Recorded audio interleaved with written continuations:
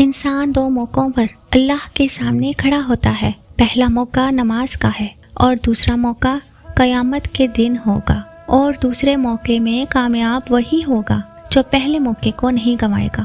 جو نماز میں اللہ کے سامنے صحیح طریقے سے کھڑا ہونا سیکھ لے گا وہی قیامت والے دن اللہ کے سامنے صحیح طریقے سے کھڑا ہو پائے گا۔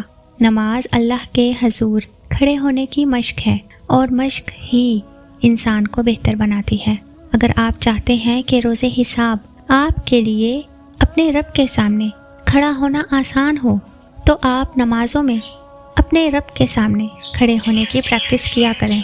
دوران نماز یہ محسوس کیا کریں کہ میرے سامنے میرا رب ہے، میرا اللہ ہے جس نے مجھے پیدا کیا ہے۔ اللہ تعالیٰ سورہ بقرہ میں ارشاد فرماتا ہے، وَقُومُوا لِلَّهِ قَانِتِينَ، اور نمازوں میں کھڑے رہو اللہ کے حضور فرما بردارانہ اور خاموشی کے ساتھ۔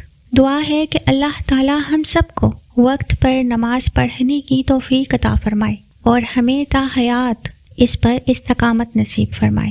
آمین یا رب العالمین۔